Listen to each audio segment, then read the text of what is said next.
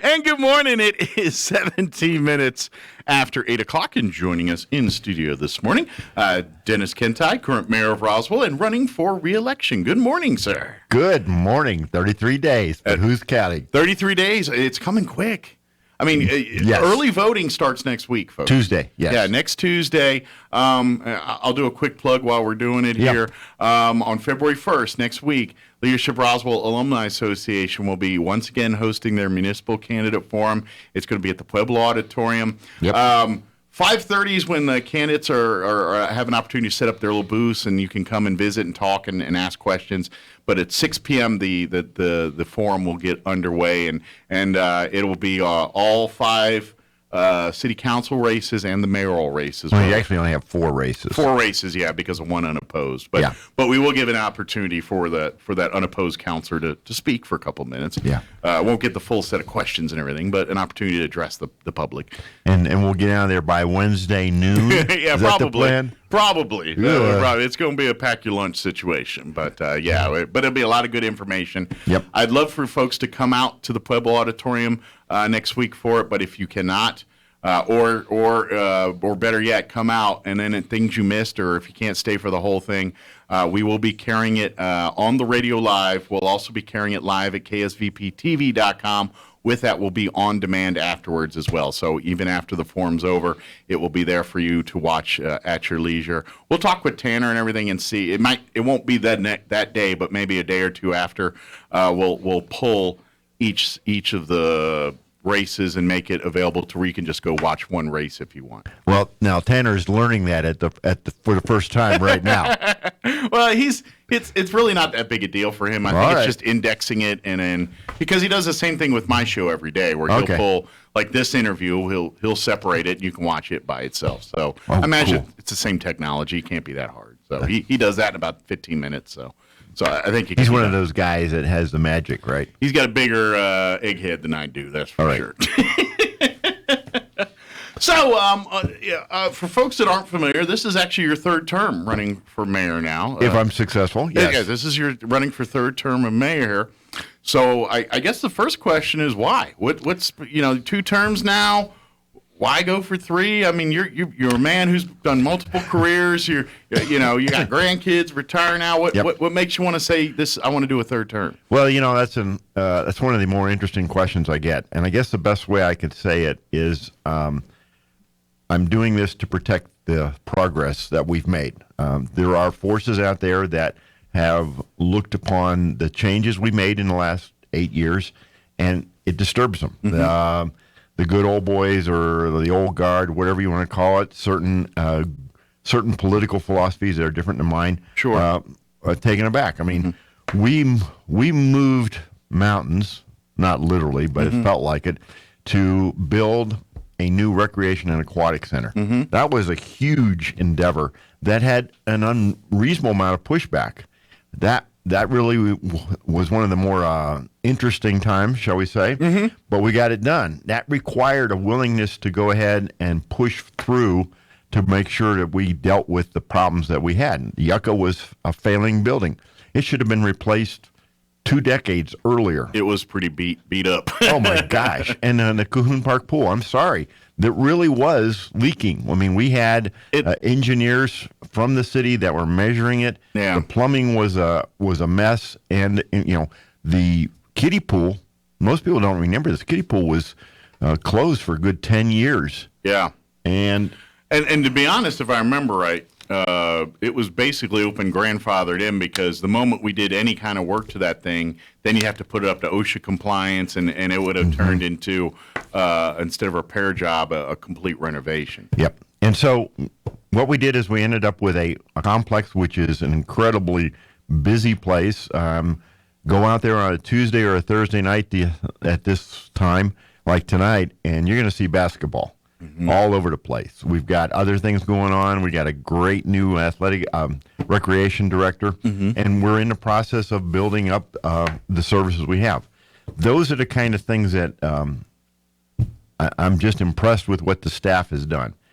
That's the other thing, too, is I think one of our less understood but most significant accomplishments has been the professional staff that's been created for the city of Roswell. And we have to let me put this in perspective a little. Okay. Roswell is a city of 50,000. Nothing special about that.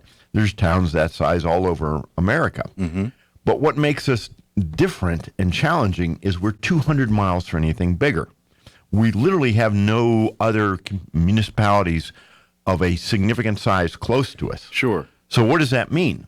That means that we don't have a regional landfill like you have in metropolitan areas. We have a city of Roswell landfill. We don't have a regional water system. We have a city of Roswell water system. And I could go on and on. We actually have everything from an airport to a zoo.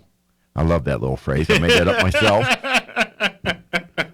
You get it? A to Z. All right. So and we have a staff that manages this. Sure. And so building that team, the city manager and his chief deputies and department heads, that is a constantly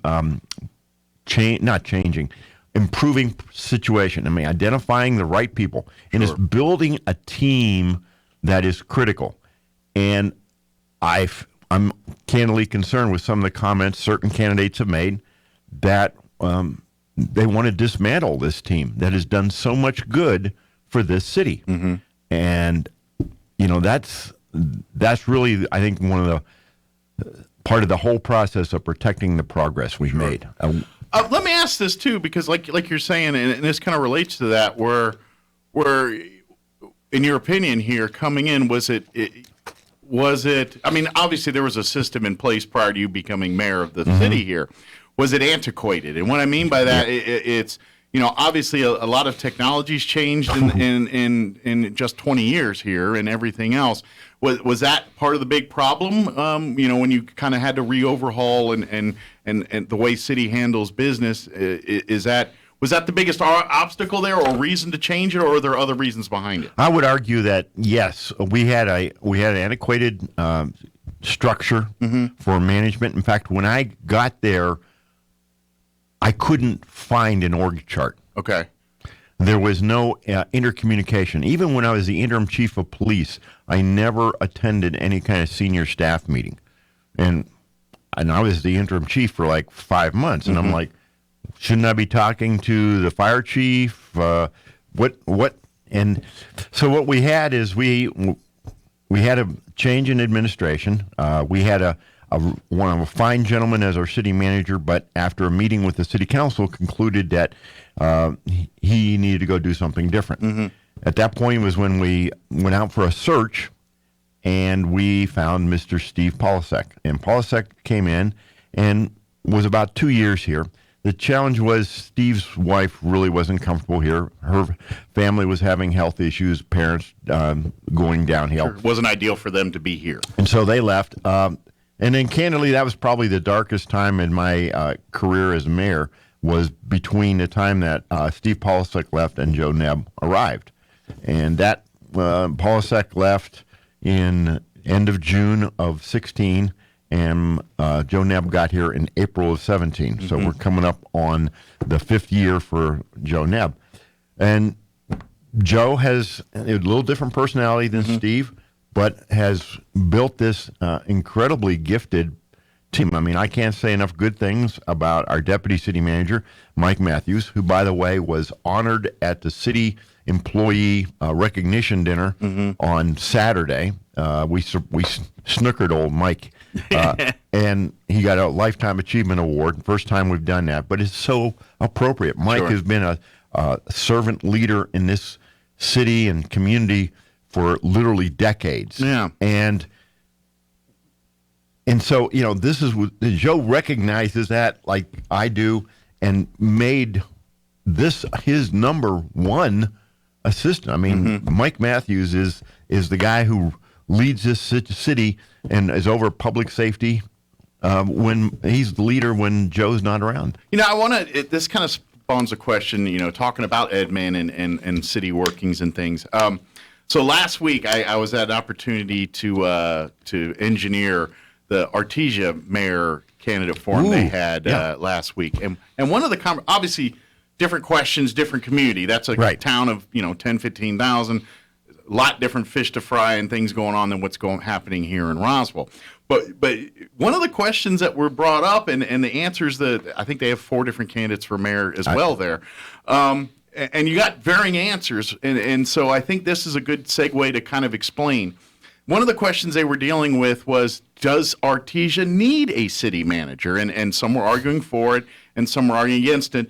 Them being a much smaller town, it's a different issue than a town of our size. It's not a question of us needing a city manager, but I don't think a lot of people in our community understand that role of city manager. Oh. They think you're the mayor, the elected official, you run the town, and yeah, in a sort of way, your policies, your ideas and stuff, you kind of bring that to them to either execute or tell you that's crazy. But kind of talk a little bit about process and how, like you're talking about with Joe Nebb taking over as city manager for the last 5 years, but talk about what that means as a role for the city and what that role of city manager is and why that's important that we have that here, especially for folks that probably saw the Artesian ones. Like, why do we have a city? I heard what they're saying, and it's a different animal, but kind of explain that for me a little bit. And by the way, my 2 cents worth is definitely Artesia needs a city manager. Here's the thing I think I would put in context. This town of 50,000 runs 24 hours a day, 365 days a year. There are city employees functioning at all times. We have trash pickup twice a day. We have water runs. We have teams in the water department that are on call should there be a water line break that respond literally at any time, day or night. Now, it might take them a little while to get out and get there and get it turned off and get it temporarily stopped. Sure. But that's the kind of things. We're looking at over $100 million budget each year. We have 5 enterprise funds. So the complexity of this is what makes it difficult. I mean, you don't want the elected officials in the weeds. You want to hire professionals. And this is what these folks train for. I mean, this whole team that I talked about, Mike Matthews, but Juan Fuentes came in and he's over administrative services. Well, what's that mean? Well, Juan's got engineering, he's got finance, he's got the Air Center, he's got these key organizations. Then we've got Juanita Jennings, who's been elevated to more than just the public affairs. She's got a lot of hats now. She has a lot of hats now, but we're talking recreation, the zoo, all of that now falls under her bailiwick. Yeah. And Joe still kept some things for himself. So we have. But even still, all those others still answer to Joe. At the end of the day, Joe Nebb is the one who says, he dictates and delegates out to get these responsibilities. But at the end of the day, he's the one that makes sure those things happen. And so there's decisions are made, positions are taken, negotiations. For example, you want to lease a building at the Air Center. Well, those negotiations are done by staff. Eventually, that comes to the council for approval. Some people want to short circuit that and want to go around staff and go straight to the political process. And that is not fair to the citizens of this community. Gotcha. We have professionals who do their best. Now, can there be hiccups? Absolutely. Sure. That's the responsibility of the senior leadership. Would that be something that you kind of consider the good old boy network side of things? It can be. Where people are like, you know what, I know this guy for 20 years, he's going to streamline whatever I'm trying to do here, and you're trying to say, no, it don't work that way. We got a process. This is how it's done. Is that where you're kind of getting at there? That's exactly right. Okay. Now, let's take, for example, the zoo. The zoo was the zoo for decades. And we are now in the process of seeing some radical improvements out there. We have a commitment from Leprino Foods to invest in a new Leprino farmland exhibit that's going to be constructed. We have reformatted the zoo, and we are generating the revenue and the quality experience. Now, is it where it needs to be? Not yet. Sure. We're actually working very hard to get that there. The next thing you're going to see is a modular building for the entrance that will be used while we design the final thing. But the point being that this becomes a focal point. Some folks have raised some concerns. I understand, well, the fees for senior citizens. Well, here's a little tidbit for you. Senior citizens over 60, $3. Every Friday is free for seniors. The first Saturday of the month is free for all Roswell residents. Gotcha. So, and then if you're a Roswell resident, you pay half of what a outsider or visitor will pay. Gotcha. So it's kind of a compromise saying, look, these things have to kind of at least try to pay for themselves.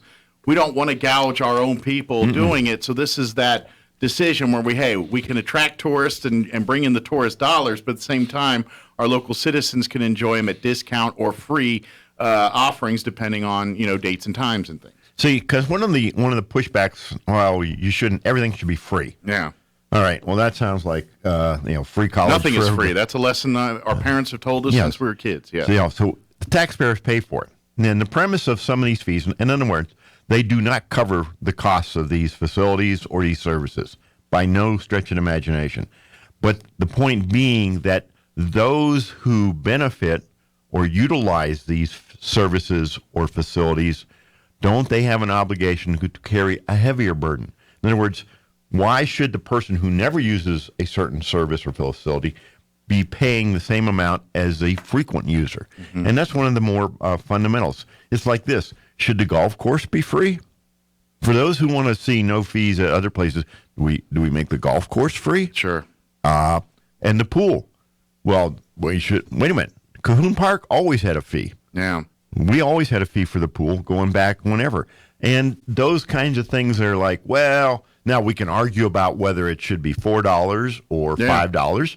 I don't have a problem with that. Sure. And I would encourage maybe the staff and counselors to have that debate. Yeah, maybe the debate is, and I'm just kidding, maybe it's like a membership, like a club would be. Anybody can go there and golf and pay a fee, but if you want to, maybe you become a member and you pay a couple $100 a year or whatever that thing is, and you just go there anytime you golf. And you can, if you go 1,000 times or go two times, you get the same, maybe that's the way you go. I don't know. And as a matter of fact, if you're a member of the Friends of the Zoo, guess what?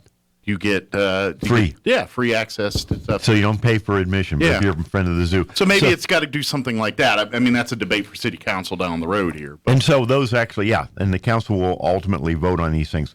But that kind of professionalism in the structure of way the city runs is, I think it's critical. Sure. So we have moved Roswell forward in so many ways. I mean, and it sounds geeky that we talk about things like how we do budgeting and the new software, the water system. All right, there's some pushback about the water system. And candidly, we keep trying to upgrade that. We've had some software glitches and we've dealt with. We have over 19,000 water customers. And recently there was some blow up on Facebook. Mr. Neb dug into it, and he does a tremendous amount of research and found there was like 24 people complaining about issues with water. Now remember, 19,000 customers. Sure. He could only find accounts for 12 of the 24. Okay. And some of those he pulled up, and there was like one or two that actually had some legitimate concerns and got staff working on resolving them. Sure. That level of professional service, the fix-it form, all these things never existed before. Going back to the water, when we replaced the water meters, we didn't raise rates to cover that cost. What we found was that we were under billing for the amount of water being utilized. The accuracy of the old meters was not as accurate as we thought. And it was worse for old, larger meters because they were a mechanical meter that would be, over time, would become less effective. And I mean, like... Well, it's a mechanical product. At some point, if you don't maintain it, it's going to suffer in performance or breakdown. That's just mechanics. We now have these flow meters that are a digital system using the pressure differential. Kind of brings back old days. Incompressible fluid flow. Yeah, there we go.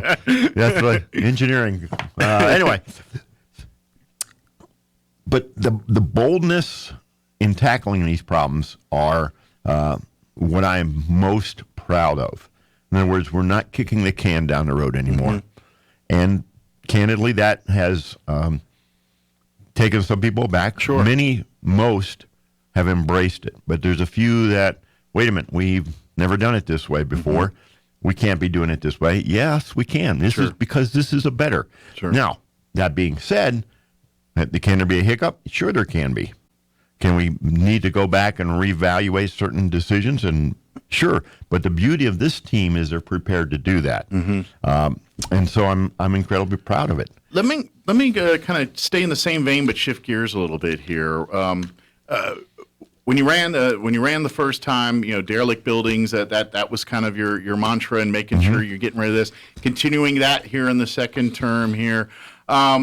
Like you said, you've been talking about all the progress that's happened in your time as mayor here, but COVID has happened during that time as well too. So I'm kind of curious. If COVID wasn't in the picture at all, and after your second term as mayor here, I mean, do you feel like you're, like, progress-wise, do you feel like you did what you wanted to do in those terms despite COVID, or did COVID really hamper things and you're like, no, there's things that I really, really wanted to make sure I got done before I said I'm done being mayor? Well, COVID knocked us for a loop. And it's interesting. A lot of people talk about the streets. Legitimately concerned. We have numerous projects going on. We have more to do. We had a pavement assessment, and that report was presented to the city council in March of 2020. About 316 miles of centerline streets and roads. That's the term, centerline. And I forget how many square yards of pavement. Tremendous amount. That whole report evaluated each street, and it gave them a grade. And based upon that grade, we were starting on the idea of how to do the pavement reassessment or renovation. 90 days after that, within 90 days, we were shut down. COVID hit. Well, how does that affect?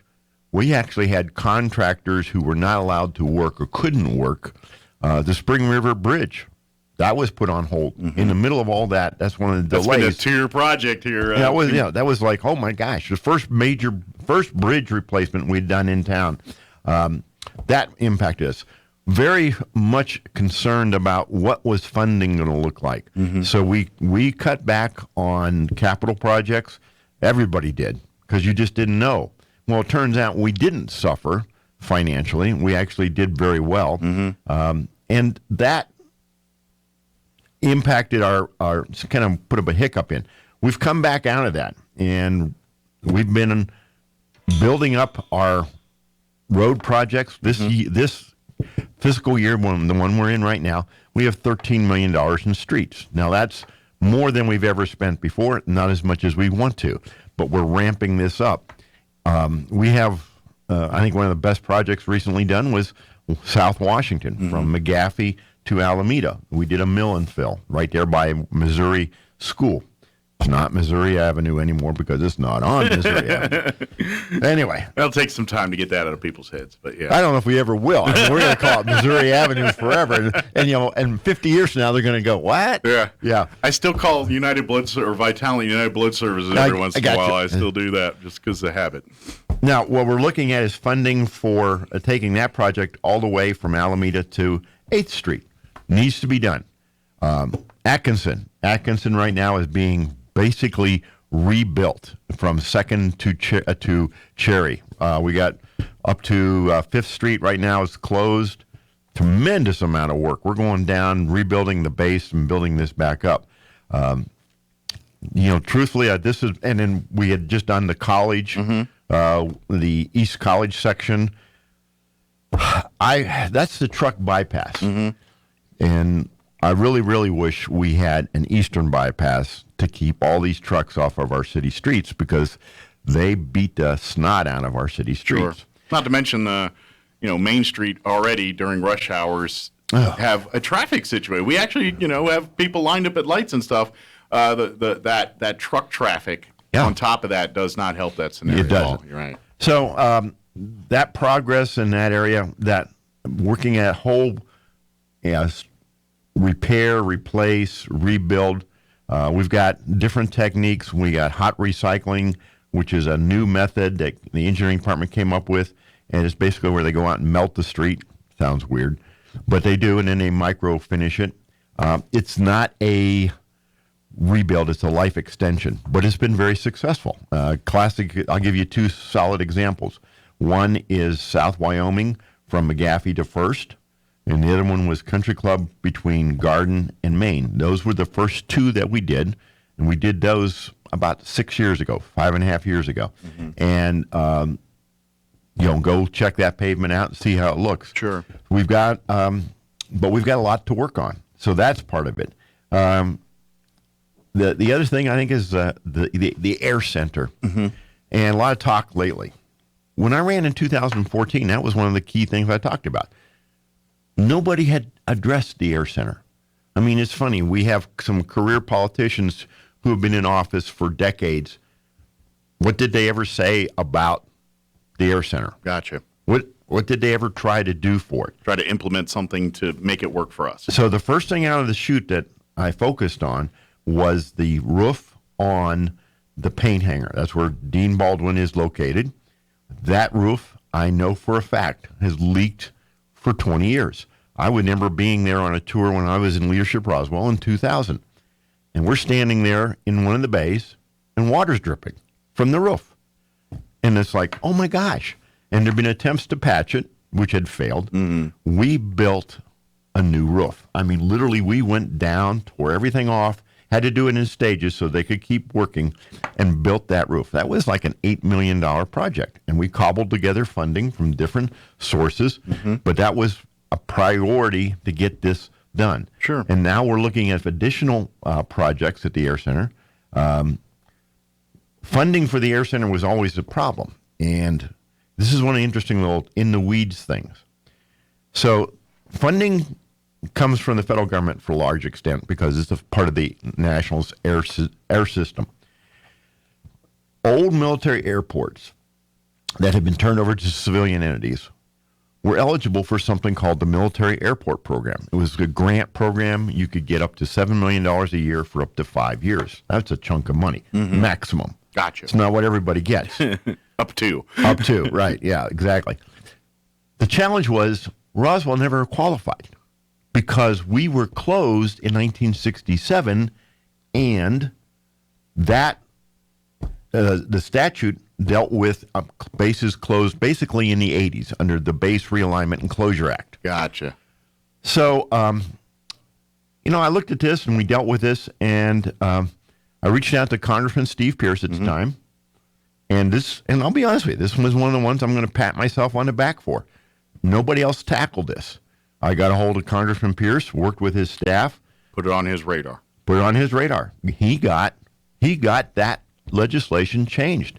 In the FAA Refunding Act of 2001 or 2018, one of the years, that got changed. If you were a military base on December 31st, 1965, you would qualify for a MAP. And guess what?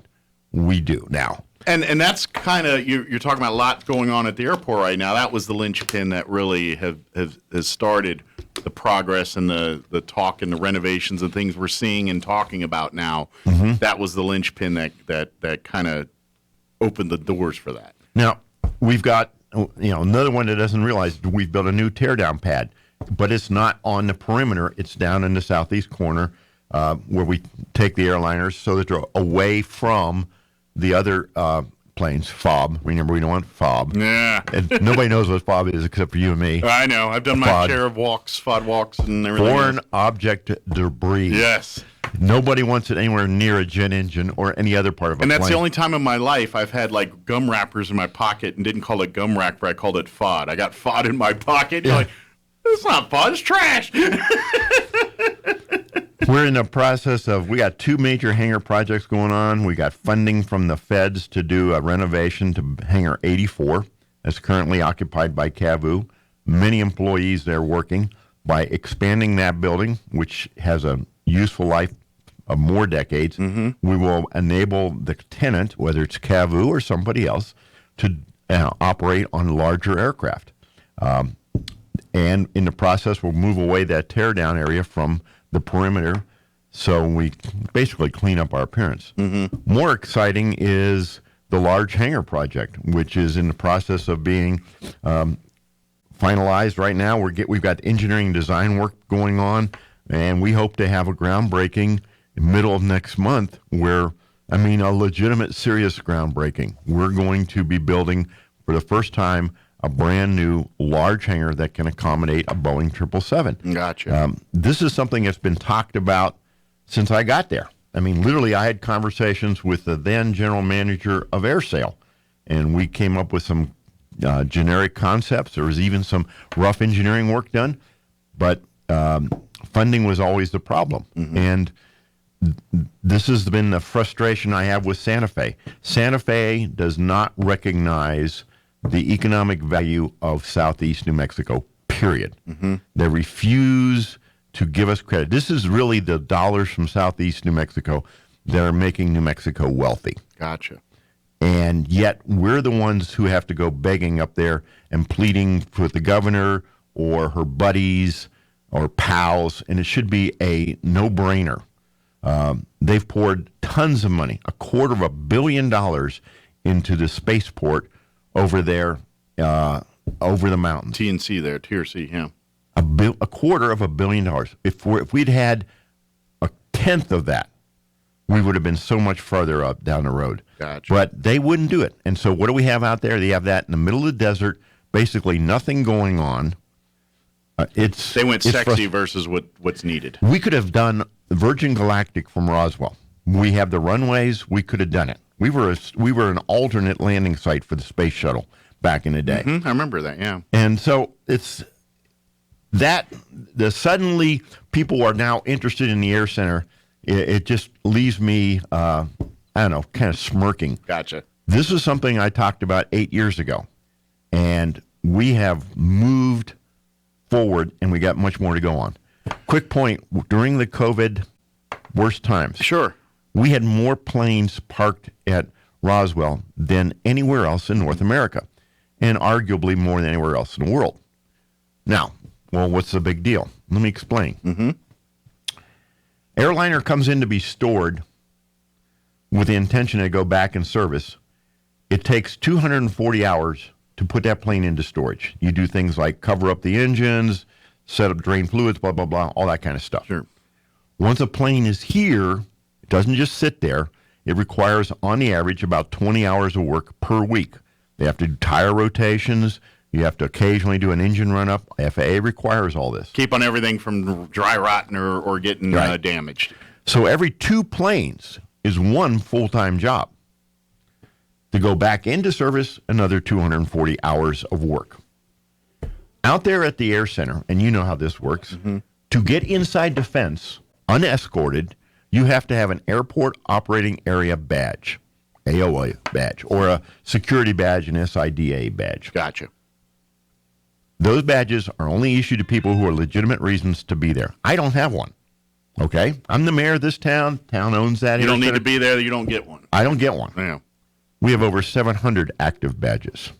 There's 700 people working out there. And they're all essential employees. Otherwise, they wouldn't even have the badge. Right. Yeah. And they're working, now they're not all working for one company. There's AirSail, there's CAVU, there's General Aviation, there's Dean Baldwin, there's AvFlight, there's United Airlines. At one point had 30 people working here. United? Yeah, United Airlines, because they had so many planes here. American Airlines, same thing. The point I'm making is this has been an economic engine with jobs that has been ignored by the career politicians affiliated with Santa Fe. Gotcha. And the old guard that now is a driver for this community. And they're not just jobs, they're family supporting jobs. They're they're not minimum wage jobs. These are jobs that you can support a family on. So yeah, you're right. We're almost out of time, but I do want to kind of go in this direction a little bit here is what's next? I mean, you're running for another 4 years. Obviously, there's things you got done. Is there something in your craw, something that you're like, this is the one thing what is there a thing you haven't tackled yet or an area you want to, that you want to make sure you set up Roswell with before you decide to retire from being mayor? Well, there is. I want to see the Air Center projects go forward. I mean, you have to push this. We want this large hangar project to be done. I'd like to see a second large hangar, but let's get this large one done. Gotcha. Let's get the addition to hangar 84 done. So those things there. The terminal needs to be replaced. Replaced. I don't want to refix it. I don't fix it. I want to replace it. Gotcha. That takes a chunk of money. And where do we get it from? The state is flush with money. Come on, Santa Fe. Give it to the city that is a producer of jobs. On the private sector, there's a development that is going into the old municipal airport area that's south of Country Club, east of Sycamore, on that area right there, just south of the Mormon or LDS Church. That's going to be a huge new residential housing development, and I want to see that get going. And the derelict structures. Yeah. We actually kind of had a little bit of a slowdown because of some landfill delays.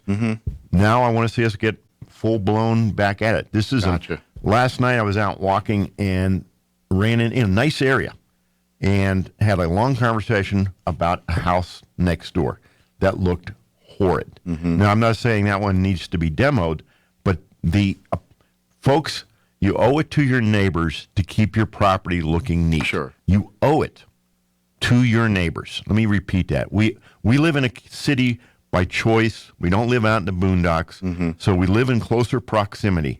And as such, we have an obligation to be respectful of our neighbors. And you're respectful of your neighbors by picking up the trash, Sure. the FOD, around your house, taking care of your yard. Sure.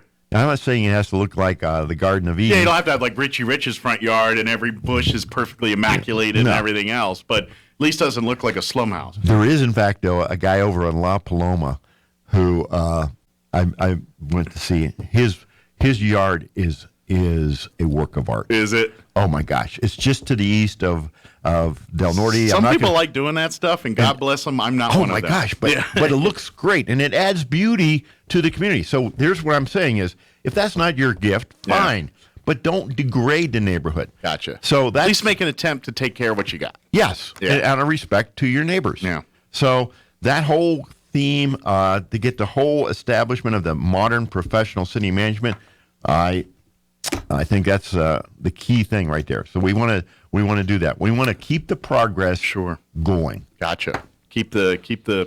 Pass the baton for the next leg of the race here. Yep. We're out of time here. As far as outside sources, obviously they can always call City Hall and talk to you or anything. But if you want to steer people to learn more about Dennis Kintigh, Facebook, website, where you want to send them?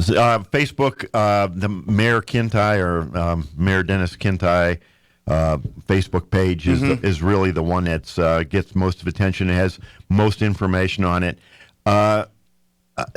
My email for this stuff is dkintigh57@gmail.